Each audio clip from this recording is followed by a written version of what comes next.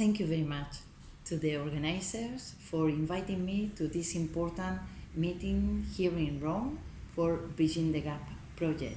My name is Peláez. I am a member of the UN CEDAW Committee, and I would like to share with you three important issues. The first is my experience in the CEDAW Committee. The second is some good practices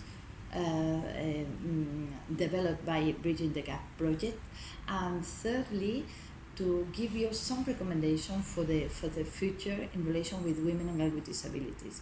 It's great to have this discussion today on this important issue, linking with this important population. So, in relation with my experience, you can imagine as a new member in the CEDAW committee, the first time having a person with disabilities in a committee apart from the CRPD means a big challenge for not only for the committee but also for the UN system, because the accessibility is not to ensure, not just for me as member, but also for the participation of DPOs and women with disabilities organization.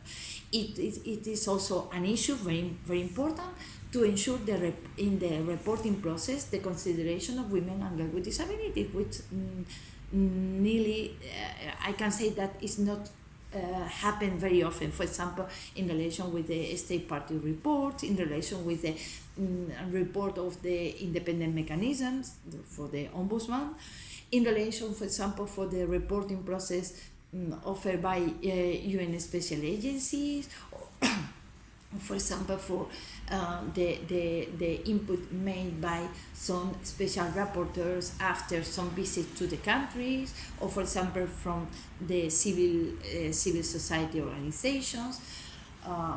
That is a fact. There are no reporting systems in relation with women and with disabilities in the CEDAW committee.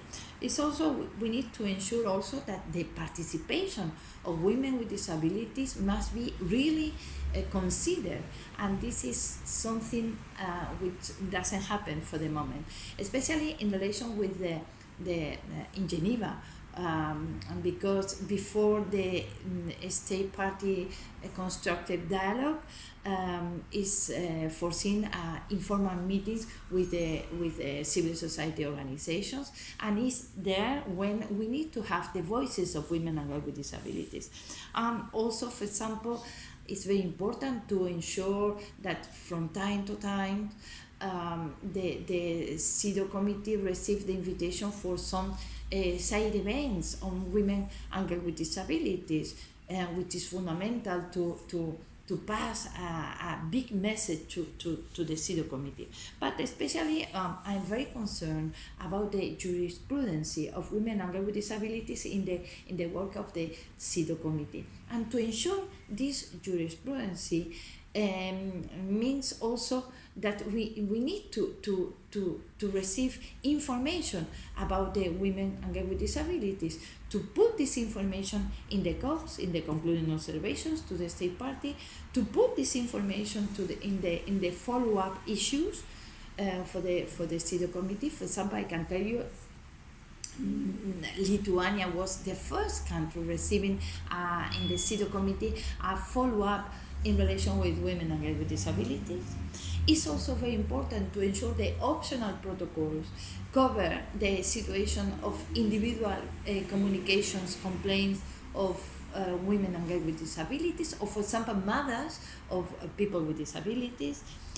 We need to ensure also this jurisprudence through the general recommendations prepared by the CEDAW committee, and for that we need to have the reporting from civil society, especially in relation with women with disabilities. So, in this moment, I would like to highlight and to congratulate Bridging the Gap project to ensure for ensuring the consideration of the gender dimension in the work of this project, which is fundamental. But sometimes I think even following the example made by Bridging the Gap project, we need to push a little more, because the situation of this population, which is the existing population of people with disability, and it's also one every 5 women has a disability. So for this population, we need really to change the way to understand how we have to address this issue. My first recommendation in this regard is to ensure that the gender dimension is going to consider in any project, program, legislation for disabilities. And this is a very important challenge for the European Commission, for at the national level, from the our national agency for cooperation, for example. This is fundamental, and unfortunately that doesn't happen every day. My second recommendation is to ensure the disability consideration, the disability dimension in the gender policies.